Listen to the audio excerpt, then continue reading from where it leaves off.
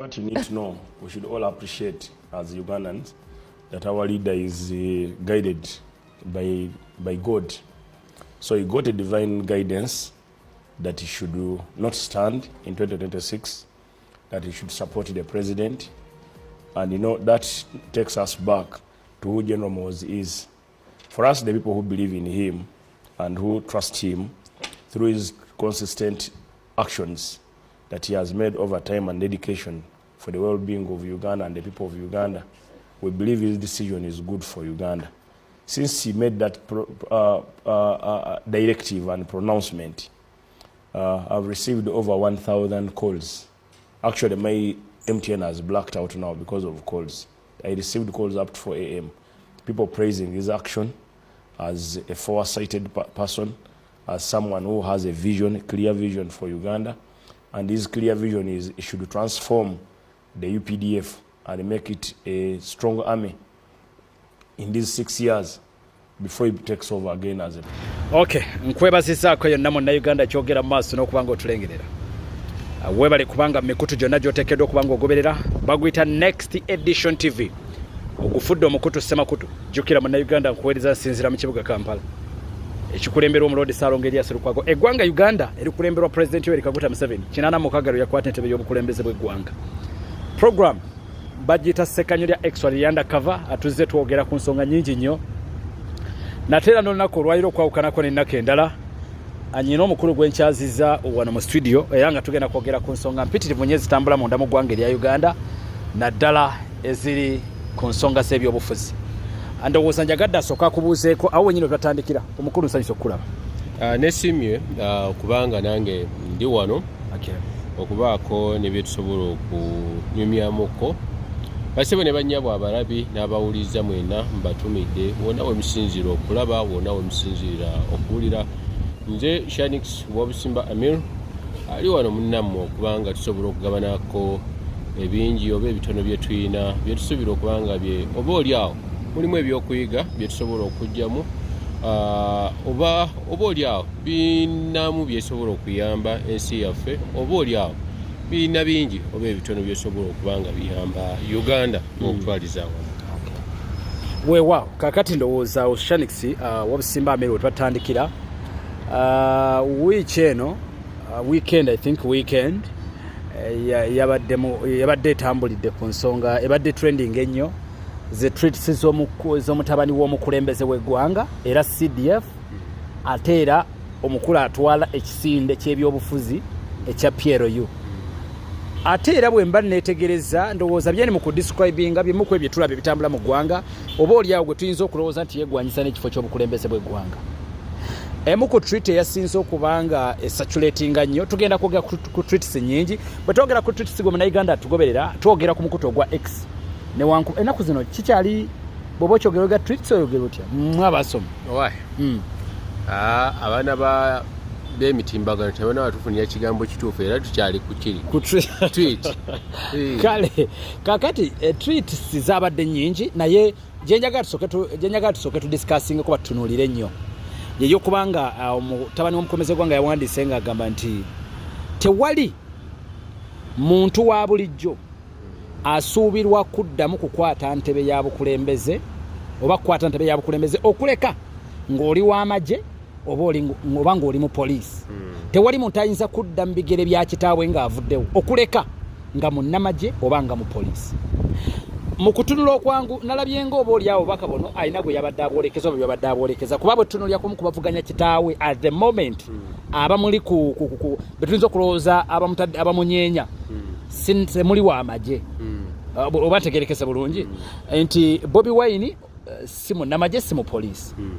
Bw'otunuulira Nobert Mao kubamu ku baali bamuvuganya si w'amagye si mu poliisi. Kakati nalowoozeza oba omwana abadde ayagala kumalamu bano bawagira bali Shanix awo njagala tutandikire kiri kitya okujjako nga wakajja Uganda basobola okwewuunya ebitambula naye bw'obanga ozaaliddwa mu Uganda ng'okulidde mu Uganda ng'olabye ebyobufuzi bya Uganda engeri ebize bitambulamu tugambye 86 86 na guno gwaka ya kyafuga ali omu tugenda mu kalulu 226 mu kalulu akasembayo twali 221 n'akawangula abaddeko ne Kano gwavuganya naye Dr. Warren Kiza Kifefe abaddeko ne ebisanja Mugisha muntu najjako abaddeko ne gundi ono tumukunde kati bwe tunaaba twogera ku bantu abavuganyiza Mwami Museveni emyaka 38 gyagenda okumalako 24 ng'akulemberwa Uganda giyinza okuba nga gyeyogerera ensonga enkulu njagala kutunuulira CDF Muhoozi Kainerugaba ekirungi buli omu teri awakanya nti no ye first side. Yes, bwabeera first side buli nsi erina ba first side ne ba first daughter. Ewaffe first side ye Muhoozi Kainerugaba munamagye bwetasobola kubuusabuusa saagala tunuulira sayidi eri endala abantu gye basinga otunuulira naye nze manyi munamagye omutendeke. Ebize bibeerawo tuli mu digital era. Digital era tulina ba handlers ab'enjawulo abatwandolingira accounts zaffe. Oba oli awo nze ndabyeko twiti za Muhoozi nga bazitaddeyo ne bazijjayo. Yes, saagala gamba nti no eno twiti eyakasembayo eyabadde ey'olwomukaaga ya handora oba yiye lwakuba obwo obukugu tetubulina kakasani yagitaddeyo naye kaseebanga eri kulinnya eri omukulu ku account eri verified. Yes, omanya nti no ekiriko aki-owninga 100% bibye. Ndowooza omwaka oguwedde Bannayuganda ne balirwana abaffe bagwamu ekyekango emu ku tweeting egamba nsobola okuwamba Kenya kibuga Nairobi mu ssaawa 24 mu diplomatic relations oba otadde ensi yo enkolagana y'ensi yo n'ensi endala mu matiga kwesobola okuvaako obutakwatagana mu bilateral discussion zisobola okumaliriza nga enkolagana evuddewo lwakuba oba omaze okulaga nti no ensi eringa ensi eyiyo muwangaalira ku sayidi eyo naye si ensonga enkulu mu digital era bino mwebiri waliyo post enoonya likes mulimu post etegeeza ensonga eza General Kainerugaba Muhoozi president oba chairman w'ekisinde ky'ebyobufuzi kya PLU CDF posts ze zinoonya likes zinoonya views zirina obubaka bwe ziyisaawo kigendererwa ki ziri za mirundi ebiri ey'okuwamba Nairobi mu ssaawa 24 yali enoonya likes and followings lwakuba kyali tekisoboka. CDF okunoonya likes ne following kikoma ku status y'abantu kikaki. CDF mutabani w'omukulembeze w'eggwanga Mulova ali watho okubanga atandika okubanga naye ateekayo ebintu ebyo mu kubalaata mu kusaagirira buli omu ayina wabeerera serious ne watabeera serious. Yes, si buli ssaawa 24 nti omuntu abeera serious. Ensonga lwaki olaba obeera press briefing spokesperson n'ateekamu akasesa n'ogenda mu ddwaliro ng'oli mulwadde oli muyi nnyo asawo bakolako ne baleetayo akasesa. So omukulu asobola okuadoptinga style eyo buli loleka nnyo abantu n'oba gap obeera ne kirasi y'abantu abamu bw'attractinga n'oleka abalala naye buli bw'obeera nga omingolinga side ne side oteekayo ebisobola okujjayo ono n'abeerako kubeera ku attention okumanya ekitambula oba obuildinga communication yo ng'esobola okuba ng'ecross cuttinga ebya serious mulimu abali serious mmwe kati mulimu byasobola okuteekayo nga mwaba serious mujja birabanga bya lusaago kati ate ffe abasigadde abatali nnyo so serious nga bye bitukolera ekyo kimu. Ekirala weekend eno tubadde n'ebintu bingi si okimanyi weekend we yagwirako wali abaana abali bawambye omutimbagano yes lwagenza okuziba ku lw'omukaaga nga waliwo abalala baguwambye omukulu bwe yataddeeyo okyanyumyayo kubiri Uganda eno tusaana tusasula okubeera bana Uganda kuba eva tulinayo ekitufuula bize kati ekyo njagala tunuulira tweet za mukulu 1 esooka yagambye tagenda kwesimbawo yes kuba president ekyo okuva mu 2022 abamu abafuna omukisa ne tukola okunoonyereza n'okusomasomako okutonotono twakirabeerawo nga tajja kubeerawo ku ballot 2026 tajja kubeerawo bw'otunuulira incidence eyali muhozi wajjidde abantu okubutandika omulabira mu ango y'okwambala ebyobufuzi yali Kapchora eyo laale gye baakubagaggadde n'esomba ebyalo nga ne President Museveni ni bwabeereeyo tagiweza yalinga kupima waves nzito wakyenkana ki abantu basobola okunjagala nange Bobi Wine byenda bakola nsobola bikola ekirala ekyalimu eyo laale taata bwe naakola kino ananzikiriza ne neeyongerayo oba kyali kajja kiremerako taata alemeddeko kati egyo yali kwata jinja kuba mu njuki taata n'alemerako era bwe byava mu laale yakola statement eno President Museveni and I quote abo bonna abatambulira ku mutabani wange bamwagalako sente ze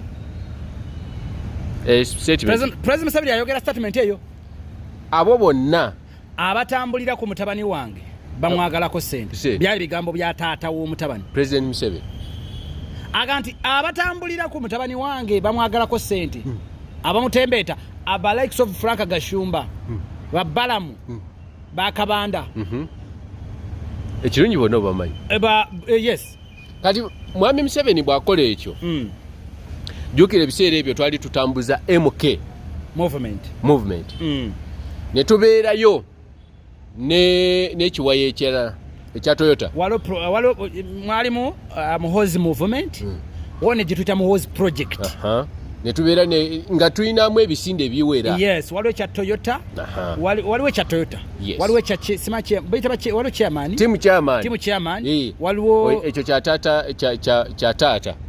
taata nanti waliyo chairman ye Toyota abataata yes ku side ya Muhoozi yes kati ate waliwo ekya Sodo Kaguta najera taata omuto so ebiwaye ebyo nabawo ne bakabanda nabo balina ekyalo kati abakabanda be baali mu MK yes kyali main we batuula ndowooza meeting eyo yatula Makerere mu mwaka ogwo guwedde ne balizolovinga tufune ekintu kimwe ekitugata ffenna ne bakanya ne bavayo n'erinnya Patriotic League of Uganda kati ebiwayi byonna ne byegatta biri awo ne balekayo mwami General MK okusigala nga ye chairman w'ekibiina w'ekisinde n'akola structures we tulabira mukwano gwaffe ng'avuddeyo bamuwadde ekifo kabanda secretary general ne bamuwa secretary general yes biki bye tunoonya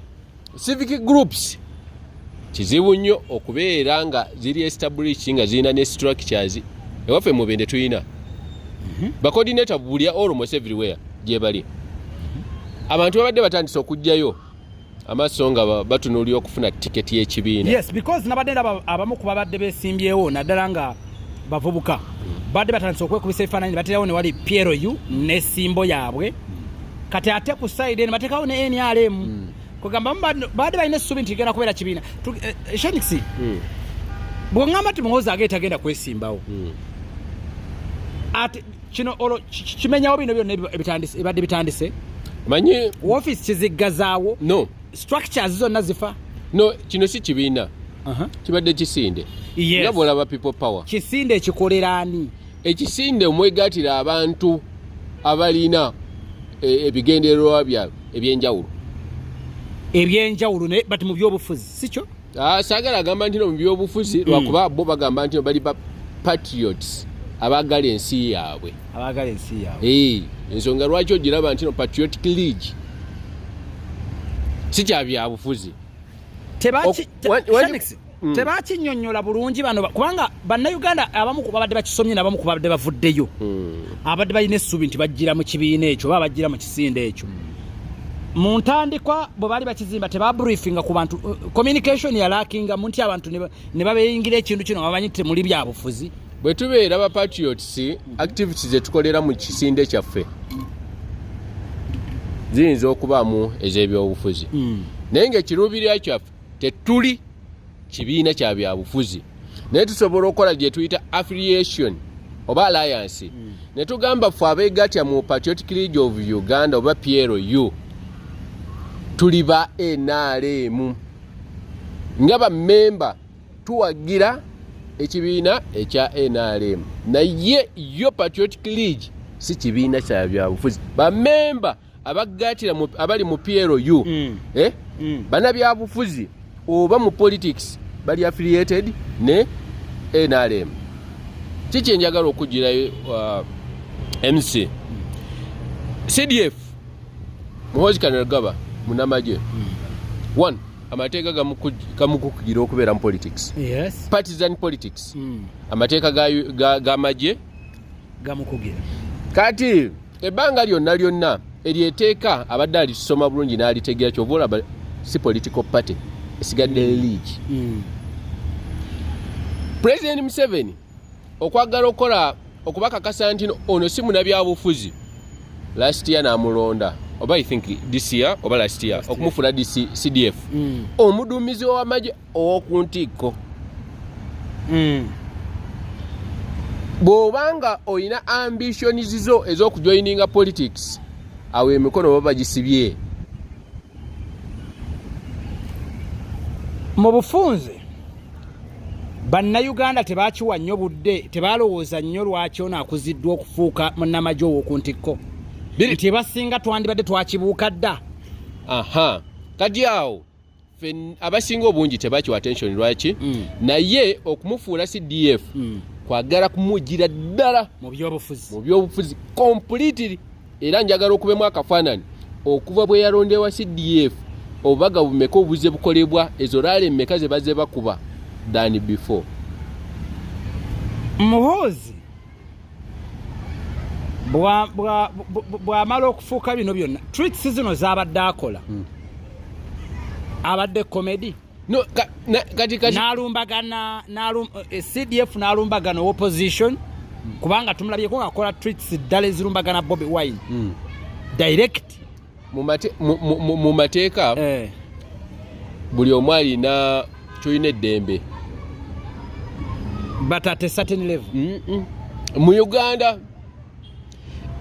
mutalina eddembe munnamagye okudiscussinga direct ku byobufuzi okubaako akadaala kwayimira n'ayogera ebyobufuzi. Ekyokubiri ndi mukwebuza Shanix tumulabyeko jeno ng'alina enkuŋŋaana kwayimiridde n'ayogera direct ezimu ku nsonga z'agenda okukwatako nga munnamagye obuyinza obwo abujjawa. Tulina abamagye abalima enguudo lwaki tebabeera mu kulwana. Abamagye brigade namba nga eya engineering naye nga bamagye omulimu gwabwe oguze ogwo. Muhoozi yakola engineering. Muduumizi w'amagye mu magye gadduumira balina department balina department eya engineering. So okukidiscussingako dembe lyenga akulira amagye omuva ekitongole ekigenda okukola ku nguudo. Abamagye balina omubaka akiikirira amagye mu parliament. Mu parliament tuba tugenze kuteeseza ensonga za politics n'ebikulakulanya eggwanga. Shanix mukoogera okukolinga akkiriziganya ne Muhoozi okkiriziganya naye nti tagenda kwesimbawo era talina interest mu kukulembera ggwanga lino oba mukuddira mu bigenda kitaawe. Kaakati bwe tugenda ku side ya interest gye buvuddeko tubadde tulina amaloboozi ge tuwuliriza. Muhoozi muko Odrek Lwabogo Lwabogo yes. Twagafunye naye tukyebuuza gaali matuufu kuba ennaku zino tuli mu AI esobola okukola buli kiramu. Nyinza ogamba nti no interest eza Muhoozi zaawukana n'ebiri mu kukolebwa essaawa y'olwaleero. Kati oyagala kuntegeeza nti kitaawe akuba ebirowoozo oba interest z'omutabani, because y'omutabani mu public akulaga ali interested olw'ebikolwa bye n'ebimu ku comments zazaakola naddala ku mitimbago gya social media. Kitaawo tugambye amukuzizza amufudde CDF ng'akabonero akalagira ddala nti ali totally out of politics. Siba kiri kakati waliwo tweet ya Muhoozi yabadde bweti agenda kuwagira President Museveni mu 2026 teyataddeko ntino njamuwagira paka bwe bamulondo okubeera CDF tekuliko contract nti ajja kufanga CDF. President Musemateeke mu obuyinza okukyusa buli wonna wayagalidde omuntu yenna gwayagadde naddala abapoint basobola balonda.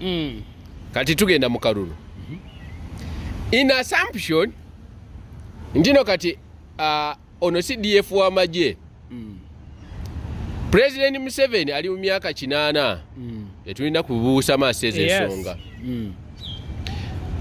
Bw'obanga otunuulira Uganda weeyimiridde ne tweet eyasembyeyo ya Muhoozi njagala gigatana wano. Tweet eyasembyeyo yagambye etya teri civilian muntu wa bulijjo agenda okuddamu okukulembera eggwanga lino nga kitanga avuddeko okulekanga mu poliisi obanga w'amagye. Kaakati katunule sayidi eno agenda kuwagira taatawe, agenda kuwagira Mwami Museveni mu 2026 mu kalulu akaddako. Alina naye agenda kuwagira kitaawe. Tutudde ku ripoti gye waŋŋambye nti okusinziira ku ssemateeka talina walagira direct omuntu akyali mu active akyali mu public office okuvayo direct n'ayinyigira mu byobuki ebyo bya luzungu eby'oluzungu essaawa y'olwaleero bwe tunagenda mu interpretation y'amateeka weewaawo lakunazi nyingi galina we gamukwatira naye bwe tunagenda mu mateeka tandika okutaputa kawaayiro ku kawaayiro Chief Justice ajavayo n'ekiwandiiko akisome bulungi naye kijja tutwalira ekiseera ekyo ekiwandiiko okusomebwa. Shanix kino kitegeeza ky'olwaleero nga CDF aw'amagye g'oku ntikko akulaze nti nze ngenda kuwagira kitange ow'amagye agakulira akulira amagye akugambye ngenda kuwagira taata mu kalulu akajja aka 2026 kiraga nti olwaleero amagye gamaze okusala eddiro gamaze n'okulaga sayidi kwe gagwa. Naye nti kati labayo tulina conflict of interest wegira ono mwana wa Museveni ng'ogyeko okubeera CDF kitegeeza kimukakatako okuwagira kitaawe kati bw'ayambala office eya CDF kitegeeza aba alina okweyambula ekyokuwagira ani ekyokuwagira kitaawe naye ak'obuntu ono mwana Shanix oyagalako ndoza okkiriziganya nange kati kitegeeza nti engabanya y'emirimu oba engabanya y'obuyinza mu ggwanga Uganda esinze nnyo kwekuubira ku kibiina oba ku famire eri mu buyinza. Okkiriziganya nange ekyo? Nyinza obutagenda side eyo lwakuba appointing authority eri Mwami Museveni yasalawo kati ate oba oli awo nze nja tunuulira side egaba obuyinza ewa Mwami Museveni okusala wani gwalonda n'atalondebwa nja kudda ku parliament buli lwe bakuwa amaanyi amangi oba olumu otuuka ekiseera n'ogakozesa obubi nga totegedde nti no okoze bubi oba olumu kaakati nga sinaba kukomerera Mwami Museveni nja tunuulira parliament ekozeewo ekyokukendeeza ku buyinza president bw'alina ku appointments mu bifo byonna ekyo kimu. Ekirala bwe nzira ku tweets eringa big issue eyasembyeyo gye yagambye nti no teri muntu civilian asobola okubeera njagala nkimalirize bwe nti kisoboka civilian obutakulembera Uganda bw'oba ojja mu studio obeera ne script Mwami Museveni alina script kwatambulira script eno njagala kubeera nga asobola ogisoma between the lines ne comments ezikolebwa eza CDF bwe mbanga mbadde presidential advisor ne bansikayo ne bandeeta ne baŋŋamba chief of defense ate nga ndina pressure group yange esimbye emirandira across the country within no time nenkonfaminga nze CDF yakalondebwa ku kifo nenkonfaminga ntya ngenda kuwagira president mu 2026 waliwo kyenyinza okulowooza kyendowooza nti kiyinza okuba script wakati wano tugenda mu action beba movie set twagivuddeko kamera director atandise ogamba action tugenda ku actinga kati acting yaffe eri etya mulimu possibility nga tugenda kubeera in transition of power possibility waliwo possibility ez'okukyusa obukulembeze obwa president tetutandise kurelatinga issue eyo kuya Norbert Mao gyali mu kwagala okuyisa mu parliament kati ate bwe ntunuulira script eno engeri gyeri mu kutambula eya Muhoozi neya Norbert Mao kati eya Norbert Mao eyinza obutajja wano nze ne mutunuulira engeri mwami Museveni engeri gyali mutambuzaamu ebintu bino possibility gyenjagala okulowooza nganze omunauganda omuto eri etya bwe mbanga nvudde mu advising the president nenfuuka CDF amajenzi agaduumira yes mwami Museveni busobola okukeera olumu n'alonda vice president omupya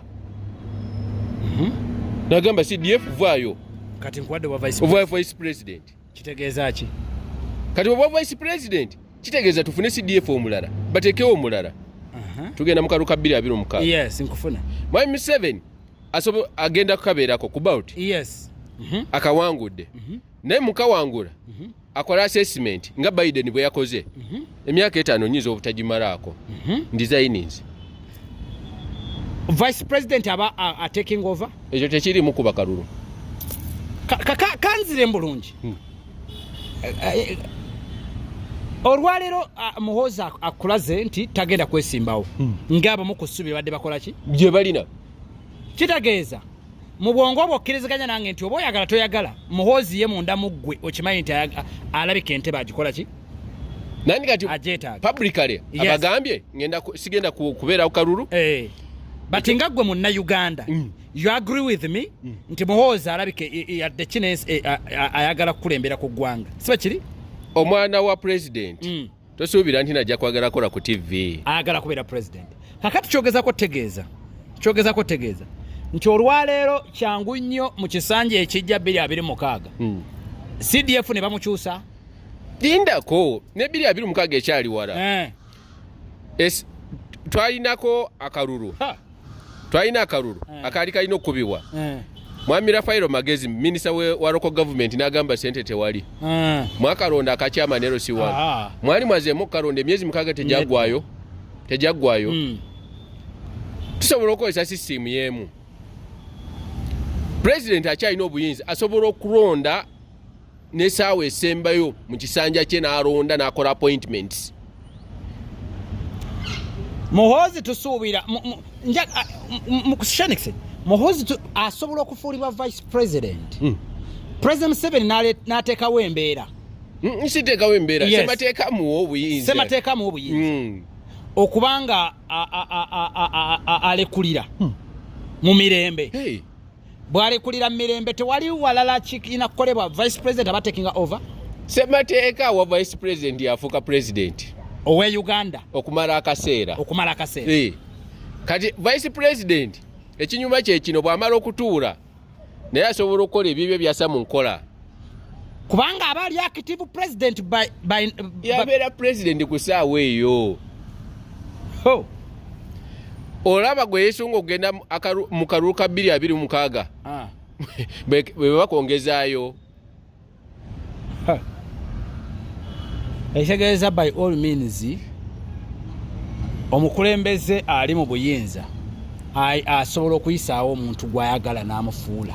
Emyaka gye tulimu egya mwami Museveni ku ssaawa eno myaka 8 akuze. Emyaka gye gisingako n'egya Biden ali 75 naye yagambye akalulu ak'omulundi guno sikaliimu takyesobola. Nakkiriza kati ne Museveni tumusuubira asobola okukola ekintu kyekimu Biden kye yakoze ng'amaze okusembeza omutaba n'amufuula vice president. Appointment nsobola ogikola leero n'agimuwa n'agamba vice president wange Muhoozi Kainerugaba semateeka talina wamugaanira yadde bw'abeera vice president n'atambuza nga bwe tugenda sobola otuuka ku makya n'agamba ndaba sikyasobola. Bannayuganda badde munsaba mpumule kanzireyo erwakitulano nd'embuzi zange ndekulidde sikyali president wa Uganda. Atugoberera ku Next Edition TV nkugambye tuli mu kibuga Kampala mutusoba nga tukuweereza ensonga mpitirivu nnyo zetukyagera mu maaso noba nga tudisikasinga mpola wabula njagala kutegezaako era nkujjukize Basichom Properties balina poloti ku kakadde kamu n'ekitundu ku bukadde 2 ku bukadde 3 nakifuma nga wakava ku Starbex awo ku Collins poloti zaabwe zirimu amasanyalaze tebakoma ku ky'amasanyalaze ate balina n'amazzi. Poloti buli gy'ogula bakuweerako obusobo bwa siminti enamba y'essimu egy'ogenda okulaba wansi awo so nkusaba otambule nkugambye gwe Munnayuganda agenda mu maaso n'okuba ng'ongoberera ku Next Edition TV.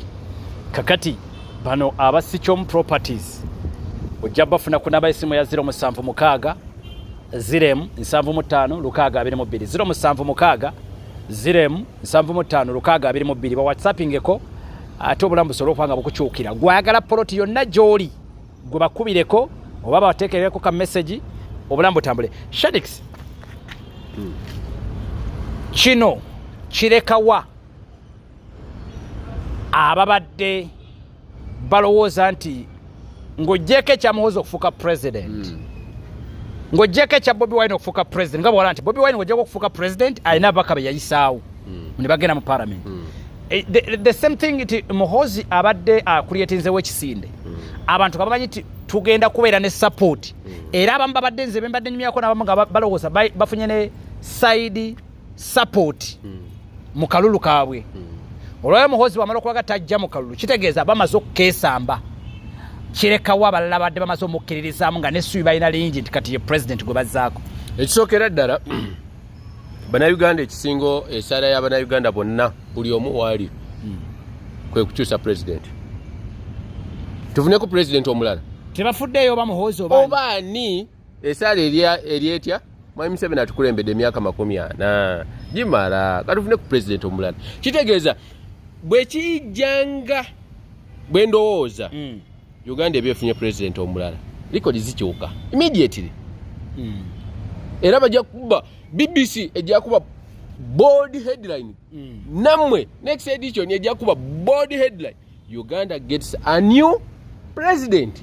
Tewajja gamba transition headline ejja kyuka president ompya aze mu Uganda. Then bano bafu ababadde mu kibiina abakyali mu pressure group yaffe kati kiri gye tuli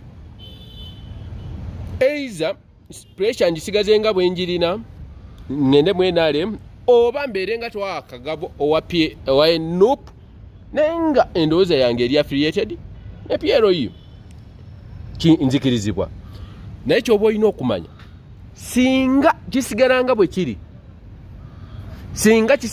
kiri ne tukuba akalulu ka 226 nga bwe tugenda PLO across the country egenda kubeera n'ababaka bangi mu parliament okusinga n'ebibiina bya opposition ebisinga wano. Lwaki?